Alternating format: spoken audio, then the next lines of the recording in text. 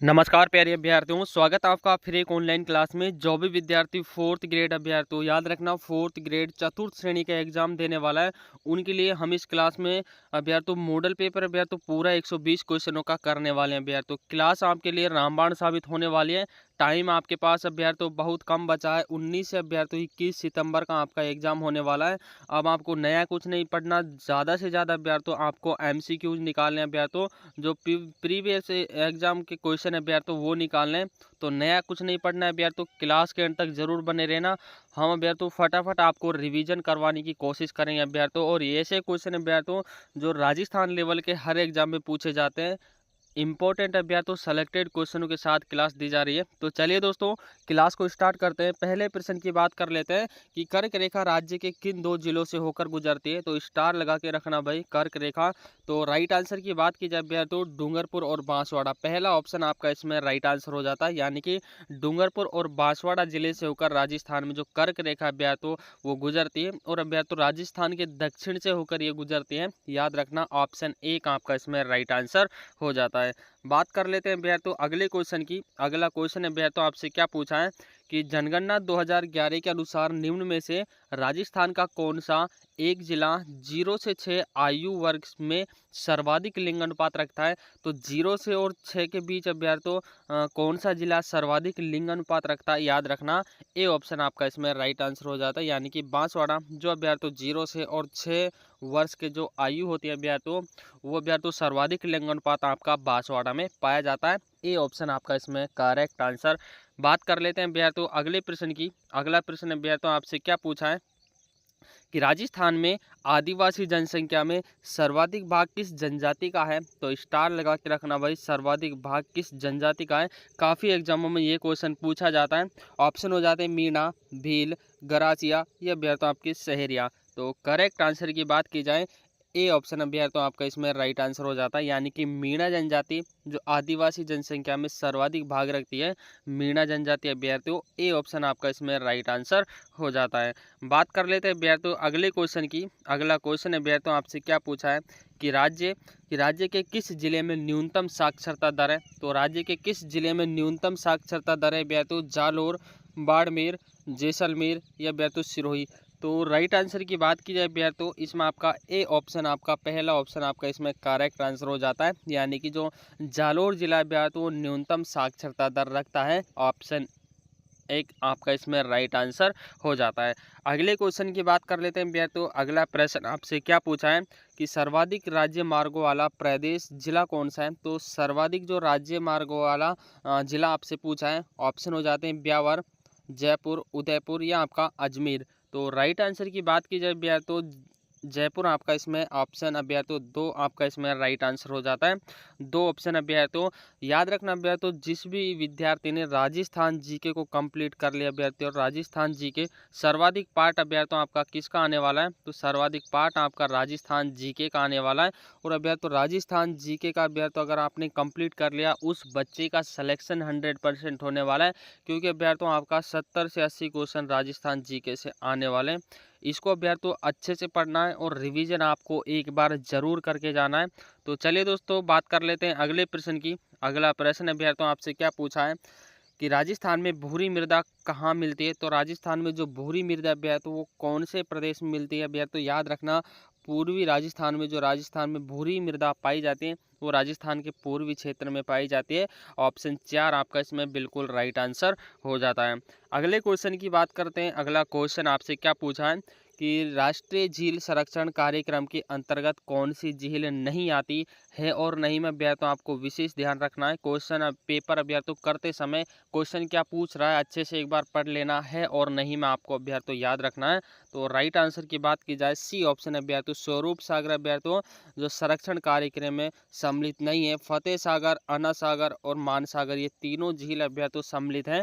जो आपका ऑप्शन 3 अभ्यर्थियों इसको सम्मिलित नहीं किया गया है। ऑप्शन 3 आपका इसमें राइट आंसर हो जाता है। अगले क्वेश्चन की ओर चलते हैं अभ्यर्थियों। अगला क्वेश्चन आपसे क्या पूछा है कि राजस्थान के कितने जिलों की सीमाएं दो राज्यों से लगती हैं। तो कितने जिलों की सीमाएं दो राज्यों से लगती हैं। तो राइट आंसर अभ्यर्थियों ऑप्शन 2 हो जाता है, यानी कि 4 जिलों की सीमा अभ्यर्थियों 2 राज्यों से लगती है। ऑप्शन 2 आपका इसमें राइट आंसर हो जाता है। अगले क्वेश्चन की बात कर लेते हैं कि जयपुर मेट्रो रेलवे सेवा कब प्रारंभ की गई थी। स्टार लगा के रखना भाई क्वेश्चन के अंदर। जो आपकी जयपुर मेट्रो रेल सेवा है वो अभ्यर्थियों, ऑप्शन 2 आपका इसमें 2015 में अभ्यर्थियों स्टार्ट हुआ था। ऑप्शन 2 आपका इसमें करेक्ट आंसर हो जाता है। बात कर लेते हैं भैया तो अगले क्वेश्चन की। अगला प्रश्न आपसे क्या पूछा है कि राज्य के दक्षिण भाग को कौन से जलवायु प्रदेश में रखा जाता है। तो कौन से जलवायु प्रदेश में भैया तो दक्षिणी भाग को रखा जाता है। ऑप्शन हो जाते हैं उपाद्र, अर्ध शुष्क, आर्द्र या उपरोक्त सभी। तो राइट आंसर की बात की जाए भैया तो ऑप्शन सी, यानी कि आर्द्र की श्रेणी में भैया तो रखा जाता है। आर्द्र की श्रेणी में राजस्थान का तो दक्षिण भाग है, डूंगरपुर, बांसवाड़ा भैया तो इसको भैया तो किस में श्रेणी में रखा जाता है, आर्द्र श्रेणी में रखा जाता है। ऑप्शन 3 आपका इसमें राइट आंसर हो जाता है। अगले क्वेश्चन की बात कर लेते हैं भैया तो अगला क्वेश्चन आपसे क्या पूछा है कि निम्नलिखित में से राजस्थान राजस्थान राहत कोष का गठन किस वर्ष हुआ था। स्टार लगा के रखना भाई, कई एग्जामों में ये क्वेश्चन देखने को मिलता है। तो राजस्थान राहत कोष का गठन अभ्यास तो सन आपसे पूछिए, याद रखना 3 से 4 क्वेश्चन आपको सन से देखने को मिलेंगे। सन अभ्यास तो याद रखना, सन को अक्सर बच्चे भूल जाते हैं। तो राइट आंसर की बात की जाए अभ्यास तो बी ऑप्शन, यानी कि 2006 से 2007 के बीच में अभ्यास तो राजस्थान राहत कोष का गठन हुआ था अभ्यास तो ऑप्शन 2 आपका इसमें राइट आंसर हो जाता है। अगले क्वेश्चन की बात करते हैं भैया तो अगला क्वेश्चन आपसे क्या पूछा है कि राजस्थान की चौको प्रणाली है भैया तो चौका प्रणाली का मुख्य उद्देश्य क्या है। तो राजस्थान की जो चौको प्रणाली है इसका मुख्य उद्देश्य है भैया तो आपसे क्या पूछा है। ऑप्शन सी आपका इसमें राइट आंसर हो जाता है। पानी की कम उपलब्धता वाले प्रदेशों में पानी के संशोधन का प्रबंधन करना भैया तो इसका मुख्य कार्य है। ऑप्शन सी आपका इसमें राइट आंसर हो जाता है। ऑप्शन 3 अभ्या तो बात कर लेते हैं अगले क्वेश्चन की। अगला क्वेश्चन अभ्या तो आपसे क्या पूछा है कि राजस्थान के कौन से जिले नर्मदा नहर परियोजना के अंतर्गत शामिल किए गए हैं। स्टार लगा के रखना, इंपॉर्टेंट क्वेश्चन है भैया तो एग्जाम की दृष्टि से। तो नर्मदा नहर परियोजना में भैया तो आपसे जिले पूछे हैं। नर्मदा नहर परियोजना में इंपॉर्टेंट है भैया तो कई एग्जामों में ये क्वेश्चन देखने को मिल जाता है। तो राइट आंसर अभ्या तो ऑप्शन 3 हो जाता है। अभ्या तो जालोर और बाड़मेर अभ्या तो जालोर और बाड़मेर में जो आपका नर्मदा नहर परियोजना है इसके अभ्या तो पानी यानी कि इनको सम्मिलित किया गया है। ऑप्शन 3 आपका इसमें राइट आंसर हो जाता है। अगले क्वेश्चन की ओर चलते हैं भैया तो अगला क्वेश्चन आपसे क्या पूछा है कि किसे राजस्थान की मरुगंगा के नाम से जाना जाता है। तो राजस्थान की जो मरुगंगा है भैया तो वो किसको कहा जाता है। ऑप्शन 2 आपका इसमें राइट आंसर हो जाता है, यानी कि इंदिरा गांधी नहर को राजस्थान की मरुगंगा के नाम से जाना जाता है। Option 2 is the correct answer. अगले क्वेश्चन की ओर चलते हैं भैया तो अगला क्वेश्चन आपसे क्या पूछा है कि किस नदी को वागड़ की व कांठल की गंगा कहा जाता है। स्टार लगा के रखना भाई, किस नदी को वागड़ की और कांठल की गंगा कहा जाता है। तो राइट आंसर की बात की जाए भैया तो ऑप्शन बी आपका इसमें, ऑप्शन 2 आपका इसमें राइट आंसर हो जाता है, यानी कि माही को भैया तो वागड़ की गंगा और कांठल की गंगा के नाम से जानते हैं। Option 2 is the correct answer. अगले क्वेश्चन की बात करते हैं भैया तो दोस्तों कितने बच्चे भैया तो क्लास को देख रहे हैं, लाइक किसी ने नहीं किया भाई, लाइक एक बार सब बच्चे एक लाइक कर दीजिएगा। लाइक में भैया तो आपका कुछ नहीं जाता, बस एक लाइक वीडियो को जरूर करना है। माही नदी का उद्गम स्थल आपसे पूछा है, स्टार लगा के रखना क्वेश्चन के अंदर भाई, जो माही नदी का उद्गम स्थल है वो आपसे पूछा है। तो राइट आंसर की बात की जाए भैया तो करेक्ट आंसर है भैया तो थार मध्य प्रदेश अभ्या तो मध्य प्रदेश अभ्या तो जो माही नदी है इसका उद्गम होता है अभ्या तो मध्य प्रदेश से, और राजस्थान में अभ्या तो ये इस तरह से प्रवेश करती है और इस तरह से ये निकल जाते हैं और उल्टे यू आकार में अभ्या तो आपकी माही नदी बहती है और कर्क रेखा को अभ्या तो 2 बार इस तरह से काटती है। स्टार लगा के रखना, माही नदी के बारे में आपसे क्वेश्चन पूछा जाएगा। 3-4 पॉइंट अभ्या तो मैंने बताए, तीनों चारों पॉइंटों को याद रखना, यहीं से आपका एग्जाम में क्वेश्चन आने वाला है। अगले क्वेश्चन की बात करते हैं भैया तो अगला क्वेश्चन आपसे क्या पूछा है कि निम्नलिखित ने जिला समूह किस में सालार अभ्या तो सालार या साल के वन पाए जाते हैं। तो सालार या साल के वन अभ्या तो जिनको हम अभ्या तो इसका वैज्ञानिक नाम क्या होता है अभ्या तो बोसवालिया सेराता अभ्यर्थी, याद रखना बोसवाल या सेराता साल या सालर के वन पाए जाते हैं। राइट आंसर की बात की जाए अभ्यर्थियों, कौन कौन से वो जिले हैं उन जिलों को हम देख लेते हैं अभ्यर्थियों। तो अलवर, चित्तौड़गढ़, उदयपुर, सिरोही और अजमेर, इन जिलों में अभ्यर्थियों आपके सालार के वन या साल के वन सर्वाधिक पाए जाते हैं। ऑप्शन डी आपका इसमें राइट आंसर हो जाता है। स्टार लगा के रखना भाई, वंशपति से आपका एक क्वेश्चन आने वाला है। अगला क्वेश्चन आपसे क्या पूछा है कि माउंट आबू के आसपास जहां वर्षा 150 सेंटीमीटर से अधिक है वह वहां पर वन कौन से पाए जाते हैं, याद रखना अभ्यर्थियों, स्टार लगा के रखना। राइट आंसर की बात की जाए अभ्यर्थियों तो उपोष्ण कटिबंधीय सदाबहार वन पाए जाते हैं, यानी कि जहां पर 150 सेंटीमीटर से ज़्यादा बारिश होती है अभ्यर्थियों वहां पर उपोष्ण कटिबंधीय और सदाबहार वन पाए जाते हैं जो हमेशा हरे भरे रहते हैं अभ्यर्थियों। ऑप्शन 2 आपका इसमें राइट आंसर हो जाता है। अगले क्वेश्चन की बात करते हैं अभ्यर्थियों। अगला क्वेश्चन आपसे क्या पूछा है कि किस जिले में राष्ट्रीय जीवाश्म उद्यान स्थित है। तो राष्ट्रीय जो जीवाश्म उद्यान है अभ्यर्थियों वो आपसे पूछा है। नेशनल वुड फॉसिल पार्क भी इसको कहा जाता है। तो करेक्ट आंसर की बात की जाए अभ्यर्थियों राइट आंसर ऑप्शन बी हो जाता है। जैसलमेर में अभ्यर्थियों स्थित है। ऑप्शन 2 आपका इसमें करेक्ट आंसर हो जाता है। स्टार लगा के रखना, मोस्ट इंपॉर्टेंट क्वेश्चन है अभ्यर्थियों एग्जाम की दृष्टि से। बात कर लेते हैं अगले क्वेश्चन की। अगला क्वेश्चन अभ्यर्थियों आपसे क्या पूछा है। अगला क्वेश्चन अभ्यर्थियों आपकी स्क्रीन के सामने कि गोडवाड़ प्रदेश को यह भी कहा जाता है, यानी कि गोडवाड़ जो प्रदेश है उसका दूसरा नाम आपसे पूछा है, उसका अन्य नाम आपसे पूछा है। तो करेक्ट आंसर की बात की जाए अभ्यर्थियों इसमें आपका राइट आंसर ऑप्शन एक हो जाता है, यानी कि लूनी जवाई बेसिन में अभ्यर्थियों गोडवाड़ प्रदेश को कहा जाता है। यानी कि यहाँ से जो नदियाँ बहते हैं अभ्यर्थियों लूनी और जवाई, उनके नाम से अभ्यर्थियों गोडवाड़ प्रदेश को जाना जाता है। एक ऑप्शन आपका इसमें बिल्कुल राइट आंसर हो जाता है। अगले क्वेश्चन की बात करते हैं अभ्यर्थियों। अगला क्वेश्चन आपसे क्या पूछा है कि 3 गोलमेज सम्मेलन अभ्यर्थियों, तीनों गोलमेज सम्मेलन 1930 से लेकर अभ्यर्थियों याद रखना 1930 से लेकर 1932 में भाग लेने वाले राजस्थान के एकमात्र शासक कौन से थे। स्टार लगा के रखना भाई। तो भाग लेने वाला एकमात्र शासक आपसे पूछा है। राइट आंसर ऑप्शन 2 हो जाता है गंगा सिंह अभ्यर्थियों। ऑप्शन 2 गंगा सिंह अभ्यर्थियों एकमात्र राजा थे जिन्होंने तीनों गोलमेजों में सम्मेलन में भाग लिया था। ऑप्शन 2 आपका इसमें राइट आंसर हो जाता है। अगले क्वेश्चन की बात कर लेते हैं अभ्यर्थियों कि बरड़ का किसान आंदोलन किस रियासत से संबंधित था। तो मोस्ट इंपॉर्टेंट क्वेश्चन है अभ्यर्थियों। तो बरड़ का जो किसान आंदोलन है वो किस रियासत से संबंधित था। ऑप्शन बी यानी कि बूंदी रियासत से उसका संबंध माना गया है। ऑप्शन 2 आपका इसमें राइट आंसर हो जाता है। अगले क्वेश्चन की बात करते हैं अभ्यर्थियों। अगला क्वेश्चन आपसे क्या पूछा है कि राजस्थान में अजमेर यानी कि मेरवाड़ा भी इसको कहा जाता है कि विलय के समय वहाँ के मुख्यमंत्री कौन थे।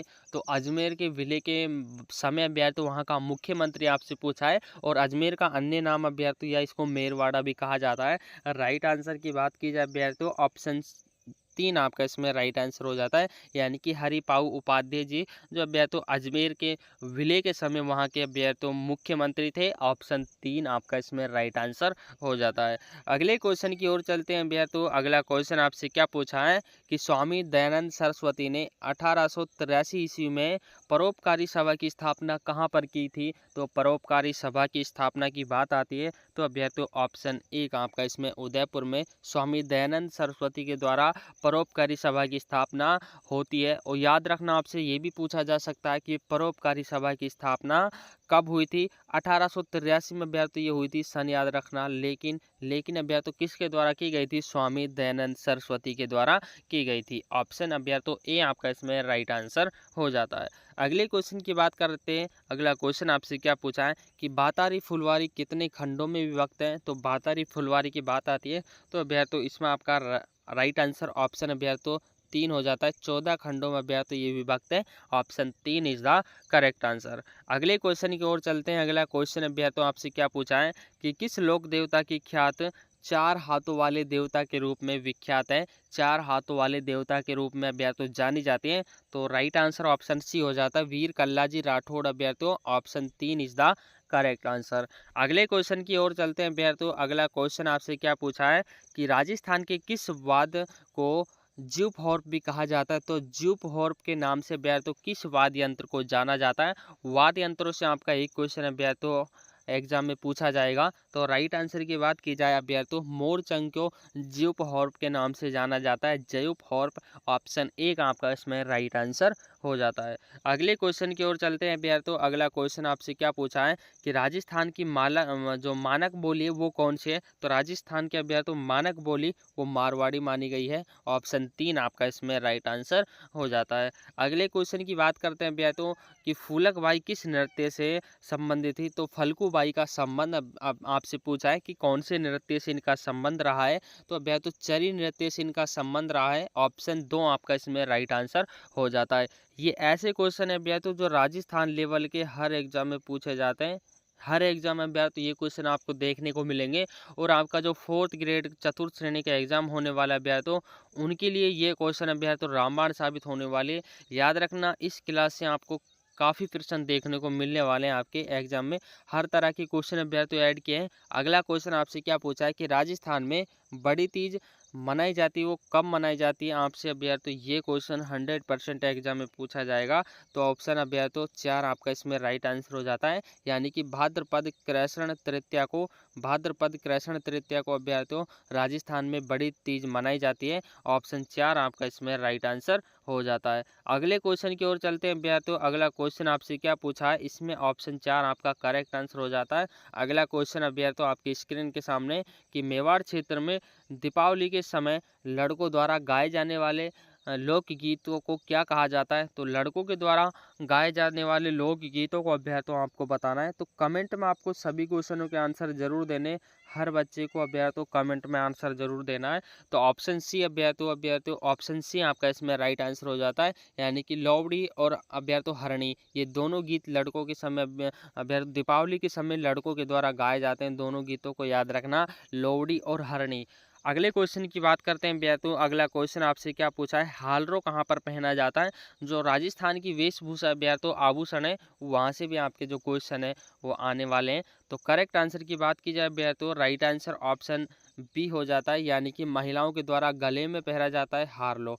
ऑप्शन अभ्यर्थी 2 आपका इसमें राइट आंसर हो जाता है। अगले क्वेश्चन की बात करते हैं अभ्यर्थी, 7 सहेलियों का मंदिर कहाँ स्थित है। स्टार लगा के रखना भाई, 7 सहेलियों का मंदिर आपसे पूछा है। तो करेक्ट आंसर की बात की जाए अभ्यर्थी, 7 सहेलियों का मंदिर ऑप्शन सी अभ्यर्थी झालरा पाटन में 7 सहेलियों का मंदिर स्थित है। Option 3 is the correct answer. अगले क्वेश्चन की बात करते हैं अभ्यर्थी। अगला क्वेश्चन आपसे क्या पूछा है कि मेवाड़ चित्रकला शैली का सबसे प्राचीन चित्रित ग्रंथ कौन सा है। तो मेवाड़ चित्रकला का सबसे प्राचीन चित्रित ग्रंथ आपसे पूछा है। तो राइट आंसर ऑप्शन अभ्यर्थी 4 हो जाता है, यानी कि अभ्यर्थी ऑप्शन 4 आपका इसमें करेक्ट आंसर। ऑप्शन 4 अभ्यर्थियों श्रावक प्रतिक्रमण सूत्र चूर्णी। ऑप्शन 4 आपका इसमें जो अभ्यर्थियों मेवाड़ चित्र शैली का सबसे प्राचीन चित्रित ग्रंथ माना गया है। स्टार लगा के रखना भाई क्वेश्चन के अंदर। अगले क्वेश्चन की बात कर लेते हैं अभ्यर्थियों। अगला क्वेश्चन आपसे क्या पूछा है कि 8वीं शताब्दी में प्रदेश की कृषक जातियों में होने वाली विधवा स्त्री के विवाह को क्या कहते थे। तो अभ्यर्थियों 8वीं शताब्दी में प्रदेश की जो कृषक जाति होती है उनके अभ्यर्थियों स्त्री विधवा हो जाती है, तो स्त्री विवाह को क्या कहा जाता है। तो राइट आंसर की बात की जाए अभ्यर्थियों, राइट आंसर ऑप्शन 3 नाता अभ्यर्थियों उसको कहा जाता है। जो राजस्थान के अभ्यर्थियों कल्चर है वहाँ से आपका एक क्वेश्चन अभ्यर्थियों जो रीति रिवाज हैं राजस्थान की भाषा बोलियाँ हैं उनसे आपका एक क्वेश्चन आने वाला है। तो नाता अभ्यर्थियों ऑप्शन 3 आपका इसमें राइट आंसर हो जाता है। अगले क्वेश्चन की बात करते हैं अभ्यर्थियों। अगला क्वेश्चन आपसे क्या पूछा है कि दाबू प्रिंट के लिए प्रसिद्ध है वो कौन सा स्थान है। तो दाबू प्रिंट के लिए अभ्यर्थियों आपको बताना कि कौन सा स्थान प्रसिद्ध है। राइट आंसर अभ्यर्थियों आकोला गाँव अभ्यर्थियों ऑप्शन 4 आपका इसमें करेक्ट आंसर हो जाता है।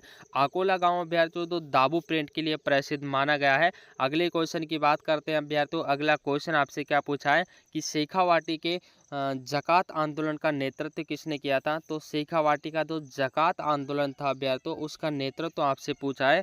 राइट आंसर की बात की जाए अभ्यर्थियों ऑप्शन 4 आपका इसमें करेक्ट आंसर हो जाता है, यानी कि नरोत्तम लाल जोशी के द्वारा शेखावाटी के जकात आंदोलन का नेतृत्व किया गया था। अगले क्वेश्चन की ओर चलते हैं अभ्यर्थियों। अगला क्वेश्चन आपसे क्या पूछा है कि श्रीलाल जोशी किस कला से संबंधित थे। तो श्रीलाल जोशी का संबंध आपसे पूछा है।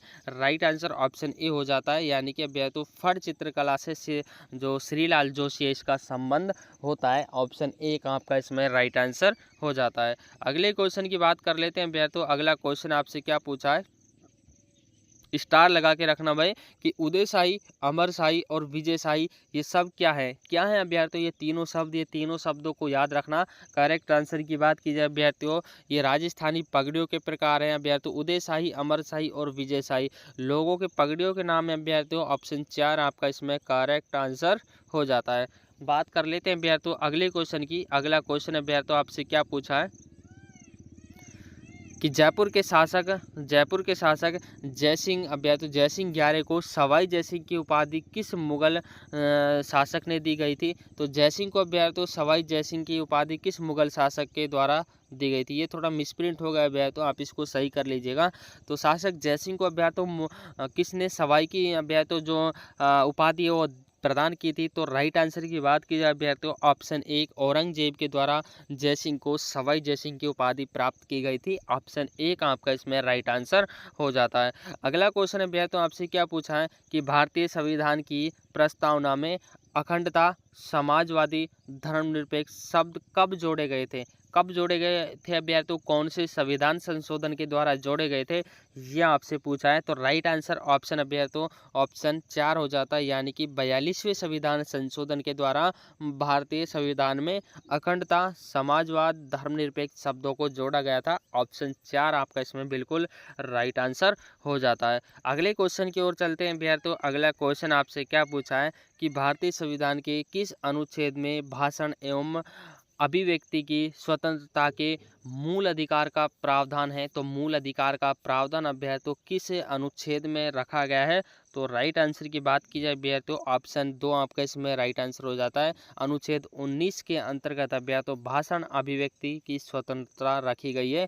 भाषण अभिव्यक्ति की स्वतंत्रता रखी गई है अभ्यर्थियों, ऑप्शन 2 आपका इसमें राइट आंसर हो जाता है। अगले क्वेश्चन की बात कर लेते हैं अभ्यर्थियों। अगला क्वेश्चन आपसे क्या पूछा है कि भारत का प्रधानमंत्री किसके प्रति जवाबदेह होता है। तो किनके प्रति जवाबदेह होता है, ये आपसे पूछा है। तो राइट आंसर ऑप्शन अभ्यर्थियों लोकसभा के जवाबदेही होता है, लोकसभा के प्रति। ऑप्शन 3 आपका इसमें राइट आंसर हो जाता है। अगले क्वेश्चन की ओर चलते हैं। अब अगला क्वेश्चन अभ्यर्थियों आपसे क्या पूछा है कि संसद लोक लेख समिति में कुल कितने सदस्य शामिल होते हैं। तो संसदीय लोक लेखा समिति में कितने सदस्य शामिल होते हैं। तो राइट आंसर की बात की जाए अभ्यर्थियों 22 सदस्य अभ्यर्थियों स्टार लगा के रखना, 22 सदस्य लोक लेखा समिति में सम्मिलित होते हैं। ऑप्शन 2 आपका इसमें राइट आंसर हो जाता है। यहाँ से भी अभ्यर्थियों जो राजस्थान की राज्य व्यवस्था है वहाँ से आपसे क्वेश्चन अभ्यर्थियों पूछे जाएंगे।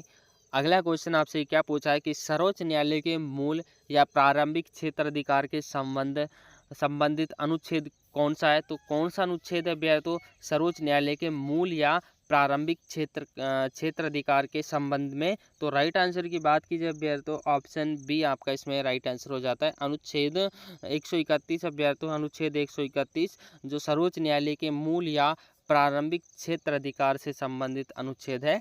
ऑप्शन 2 आपका इसमें राइट आंसर हो जाता है। अगले क्वेश्चन की ओर चलते हैं अभ्यर्थियों। अगला क्वेश्चन आपसे क्या पूछा है कि वर्तमान समय तक राजस्थान में राष्ट्रपति शासन कितनी बार लागू हो चुका है, अभ्यर्थियों। तो राइट आंसर की बात की जाए ऑप्शन 1 4 बार अभ्यर्थियों राष्ट्रपति शासन लागू हो चुका है। स्टार लगा के रखना भाई, ये क्वेश्चन काफ़ी बार एग्जामों में पूछा जाता है।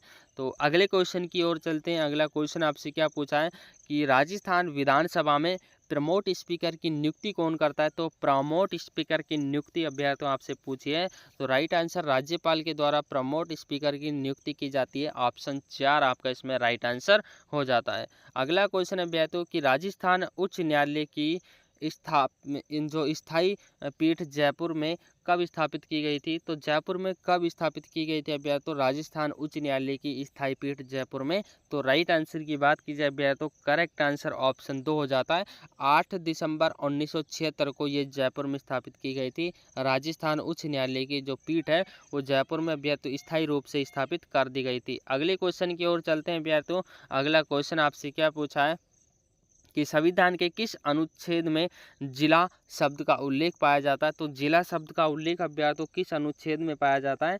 ऑप्शन 3 आपका इसमें राइट आंसर हो जाता है। अनुच्छेद 233 अभ्यर्थियों स्टार लगा के रखना, जिला शब्द का उल्लेख इसमें पाया जाता है। अगले क्वेश्चन की ओर चलते हैं अभ्यर्थियों। अगला क्वेश्चन आपसे क्या पूछा है कि कड़वाहट के लिए मानव जीव का जो संवेदनशील क्षेत्र है वो कौन सा है? तो यहाँ से आपके जो साइंस की क्वेश्चन है भैया, तो 5 से 7 क्वेश्चन आपसे साइंस से पूछे जाएंगे आपकी 4th क्लास के एग्जाम में। तो इस क्वेश्चन का भैया तो जीव के कड़वाहट के लिए मानव जीव का कौन सा भाग अभ्या तो संवेदनशील होता है? तो स्टार लगा के रखना भाई। ऑप्शन 3 आपका पीछे का भाग अभ्या तो जो कड़वा होता है अभ्या तो वो पीछे में जब कुछ खाते हैं तो वो कड़वा लगता है, लेकिन वो कब लगता है? जब पीछे की ओर जाता है तो अभ्यर्थी उसका स्वाद आता है। अगले क्वेश्चन की ओर चलते हैं अभ्यर्थी। अगला क्वेश्चन आपसे क्या पूछा है कि स्फाइगेनोमीटर एक उपकरण है जो मापने का काम करता है, किसको मापता है अभ्यर्थी? स्फाइगेनोमीटर। तो राइट आंसर की बात की जाए अभ्यर्थियों तो रक्त दाब को अभ्यर्थी ये मापता है। स्फाइगेनो जो मीटर है वो रक्त दाब को अभ्यर्थी नापता है। अगले क्वेश्चन की बात कर लेते हैं कि छोटी माता चिकन पॉक्स पैदा की जाती है वो अभ्यर्थियों क्या कहा जाता है? छोटी माता पैदा की जाती है वो किससे अभ्यर्थियों पैदा होते हैं? तो राइट आंसर की बात की जाए अभ्यर्थियों ऑप्शन बी अभ्यर्थियों वेरिसेला विषाणु द्वारा अभ्यर्थियों ये चिकन पॉक्स होता है। ऑप्शन 2 आपका इसमें राइट आंसर हो जाता है। अगले क्वेश्चन की ओर चलते हैं अभ्यर्थियों। अगला क्वेश्चन आपसे क्या पूछा है? हर तरह के क्वेश्चन अभ्यर्थियों आपको देखने को मिलने वाले हैं कि खाने के सोडे का रासायनिक सूत्र क्या है? तो जो खाने का सोडा होता है उसका रासायनिक सूत्र आपसे पूछा है। तो राइट आंसर की बात की जाए भैया तो ऑप्शन 1 आपका इसमें राइट आंसर हो जाता है, यानी कि सोडियम सोडियम बाइकार्बोनेट अभ्यर्थियों खाने का सूत्र का जो रासायनिक सूत्र है वो माना गया है। अगला क्वेश्चन अभ्यर्थियों आपसे क्या पूछा है कि मानव चक्षु में किस वस्तु का प्रतिबिंब बनता है? तो मानव जो चक्षु है उसमें किस वस्तु का प्रतिबिंब बनता है? तो करेक्ट आंसर की बात की जाए बी ऑप्शन है, यानी कि ऑप्शन 2 आपका रेटिना पर अभ्यर्थियों ये प्रतिबिंब बनता है। यानी कि आप किसी वस्तु को देख रहे हो तो उसकी जो छाया है उसका जो प्रतिबिंब है वो आपके आँख के रेटिना पर बनता है। ऑप्शन 2 आपका इसमें राइट आंसर हो जाता है। अगला क्वेश्चन अभ्यर्थियों आपसे क्या पूछा है कि खेलो इंडिया यूथ गेम्स का 7वां संस्करण 2025 में कहाँ आयोजित किया गया था? स्टार लगा के रखना भाई, ये क्वेश्चन आपसे एग्जाम में पूछा जाएगा। तो राइट आंसर की बात की जाए अभ्यर्थियों करेक्ट आंसर हो जाता है अभ्यर्थियों ऑप्शन 2, यानी कि बिहार में अभ्यर्थियों इनका जो 7वां संस्करण है 2025 का वो आयोजित हुआ था। ऑप्शन 2 आपका इसमें करेक्ट आंसर हो जाता है। अगला क्वेश्चन अभ्यर्थियों आपसे क्या पूछा है कि हाल ही में भारत की पहली महिला विधि सचिव बनने का गौरव किसे प्राप्त किया? तो किसने प्राप्त किया अभ्यर्थियों? तो विधि सचिव बनी थी अभ्यर्थियों वो कौन सी अभ्यर्थियों महिला बनी थी? तो करेक्ट आंसर ऑप्शन 2 होता है अंजू राठी राणा अभ्यर्थियों। ऑप्शन 2 आपका इसमें राइट आंसर हो जाता है। करंट अफेयर्स के क्वेश्चन भी अभ्यर्थियों आपसे पूछे जाने वाले हैं, तो क्लास अभ्यर्थियों आपके लिए रामबाण साबित होने वाले हैं। लाइक भाई अगर आपने लाइक नहीं किया हो तो लाइक एक बार ज़रूर कर दीजिएगा, क्योंकि ऐसे क्वेश्चन इस क्लास में दे रहे हैं आपके लिए जो एग्जाम में अभ्यर्थियों छपने की संभावना होती है। तो साहित्य के क्षेत्र में देश का सर्वोच्च ज्ञानपीठ पुरस्कार किसे दिया गया? तो 59वां ज्ञानपीठ पुरस्कार अभ्यर्थियों आपसे पूछा है। स्टार लगा के रखना भाई। ऑप्शन 1 आपका इसमें राइट आंसर हो जाता है, यानी कि विनोद कुमार शुक्ल को अभ्यर्थियों 59वां ज्ञानपीठ पुरस्कार प्रदान किया गया था। ऑप्शन 1 आपका इसमें राइट आंसर हो जाता है। अगला क्वेश्चन अभ्यर्थियों आपसे क्या पूछा है कि हाल ही में भारत का पहला कृषि ड्रोन स्वदेशीकरण केंद्र कहाँ स्थापित किया गया था? तो राइट आंसर की बात की जाए अभ्यर्थियों राइट आंसर ऑप्शन 3 हो जाता है। चेन्नई में अभ्यर्थियों जो भारत का पहला कृषि ड्रोन स्वदेशीकरण है वो चेन्नई में स्थापित किया गया था। ऑप्शन 3 आपका इसमें राइट आंसर हो जाता है। अगला क्वेश्चन अभ्यर्थियों कि प्रदेश का पहला वन्य जीव फूड बैंक कहाँ बनाया जा रहा है? तो कहाँ पर अभ्यर्थियों ग्रासलैंड भी इसको कहा जाता है, याद रखना। तो राइट आंसर की बात की जाए अभ्यर्थियों जयपुर में अभ्यर्थियों इसको बनाया जा रहा है। स्टार लगा के रखना एग्जाम की दृष्टि से। ऑप्शन 1 इसमें आपका राइट आंसर हो जाता है। अगला क्वेश्चन अभ्यर्थियों कि प्रदेश का कौन सा क्षेत्र टंगस्टन और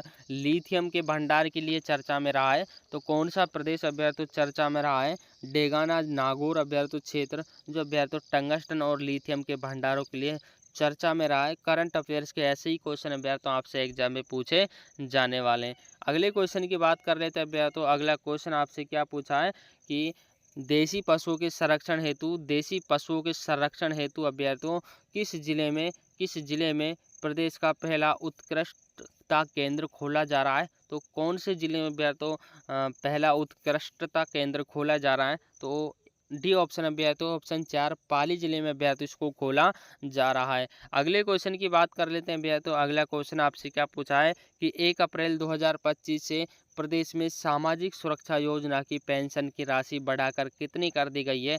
तो कितनी अभ्यर्थियों इसको कर दिया गया है? तो राइट आंसर की बात की जाए अभ्यर्थियों, करंट अफेयर से क्वेश्चन अभ्यर्थियों जो रामबाण साबित होने वाले हैं। तो इस क्वेश्चन का राइट आंसर अभ्यर्थियों ऑप्शन 2 आपका इसमें राइट आंसर हो जाता है। 1250 अभ्यर्थियों इसको कर दिया गया है बढ़ाकर। अगले क्वेश्चन की बात कर लेते हैं अभ्यर्थियों। अगला क्वेश्चन आपसे क्या पूछा है कि अभ्यर्थियों अगला क्वेश्चन आपसे क्या पूछा है कि एमएस वर्ड में बहुलिखित शब्दों, लाइनों या पैराग्राफों का चयन कौन सी कुंजी का प्रयोग करके किया जा सकता है? तो कौन सी कुंजी का प्रयोग करके अभ्यर्थियों किया जा सकता है? राइट आंसर अभ्यर्थियों ऑप्शन 4 हो जाता है कंट्रोल अभ्यर्थियों। कंट्रोल के साथ अभ्यर्थियों अगर किसी बटन को दबाओगे तो ये चारों जो कंट्रोल है वो अभ्यर्थियों ऑप्शन 4 आपका इसमें राइट आंसर हो जाता है। अगले क्वेश्चन की बात करते हैं अभ्यर्थियों कि किस प्रोग्राम का प्रयोग राशि आधारित प्रलेख बनाने के लिए किया जाता है? तो किसका उपयोग किया जाता है अभ्यर्थियों, ये आपसे पूछा है। तो राइट आंसर अभ्यर्थियों ऑप्शन 3 हो जाता है स्प्रेड शीट का उपयोग अभ्यर्थियों किया जाता है। स्प्रेड शीट राशि संबंधित जो अभ्यर्थियों प्रलेख होते हैं उनको अभ्यर्थियों स्प्रेड शीट में के द्वारा लिखा जाता है। अगले क्वेश्चन की बात कर लेते हैं कि किस शॉर्टकट कुंजी द्वारा वर्तमान प्रेजेंटेशन में नई स्लाइड इंसर्ट करने की जा सकती है? तो जो अभ्यर्थियों नई स्लाइड इंसर्ट की जा सकती है या डाली जा सकती है वो कौन सी अभ्यर्थियों? तो राइट आंसर की बात की जाए ऑप्शन 2 अभ्यर्थियों कंट्रोल+M अभ्यर्थियों ये अभ्यर्थियों शॉर्टकट की है, इनको याद कर लेना। यहाँ से आपका एक क्वेश्चन अभ्यर्थियों 100% एग्जाम में पूछा जाने वाला है। अगला क्वेश्चन अभ्यर्थियों आपसे क्या पूछा है कि वेब पृष्ठों को इंटरनेट पर प्रदर्शित कराने के लिए किसकी आवश्यकता होती है? तो किसकी आवश्यकता अभ्यर्थियों होती है ये आपको बताना है। तो करेक्ट आंसर की बात की जाए अभ्यर्थियों राइट आंसर इसमें आपका ऑप्शन उपरोक्त सभी अभ्यर्थियों ऑप्शन 4 आपका इसमें राइट आंसर हो जाता है। यानी कि इंटरनेट से कनेक्शन भी चाहिए, एक वेब ब्राउज़र भी चाहिए और एक वेब सर्वर भी चाहिए। तीनों अभ्यर्थियों चाहिए एक वेब पृष्ठों का इंटरनेट पर प्रदर्शित करने के लिए, ये तीनों का होना आवश्यक है। ऑप्शन 4 आपका इसमें राइट आंसर हो जाता है। तो दोस्तों क्लास को यहीं पर स्टॉप करते हैं। 66 क्वेश्चन अभ्यर्थियों हम इस क्लास में कवर कर पाएँ। अगले क्वेश्चन आपको जल्दी प्रोवाइड करवाए जाएंगे। बस वीडियो को एक लाइक अभ्यर्थियों एक लाइक कर देना और कमेंट कर देना कि आप क्लास को कहाँ से देख रहे हो। एक कमेंट आपको ये करना है, हर बच्चों को करना है कि आप क्लास को कहाँ से देख रहे हो। मिलते हैं अभ्यर्थियों एक नए कंटेंट के साथ अभ्यर्थियों, और वही प्रश्न अभ्यर्थियों यहाँ पर पढ़ाए जाते हैं जो एग्जाम में अभ्यर्थियों सीधे छपते हैं। मोस्ट इंपॉर्टेंट प्रश्नों के साथ आपको क्लास दी जाती है। बस वीडियो को लाइक और चैनल को ज़रूर सब्सक्राइब कर लीजिएगा। जब तक आपका 4th ग्रेड का एग्ज़ाम नहीं हो जाता अभ्यर्थियों, चतुर्थ श्रेणी का एग्ज़ाम जब तक आपका नहीं हो जाता तब तक आपको यहाँ पर लगातार कंटिन्यू क्लासेस दी जाएंगी और सेलेक्टेड क्वेश्चनों के साथ आपको क्लासेस दी जाएंगी। बस वीडियो को शेयर लाइक और कमेंट जरूर कर दीजिएगा। एक दोस्त को आपको ज़रूर शेयर करना है, एक शेयर अभ्यर्थियों हर बच्चे को ज़रूर करना है। मिलते हैं अभ्यर्थियों अगली क्लास में, तब तक के लिए जय हिंद साथियों।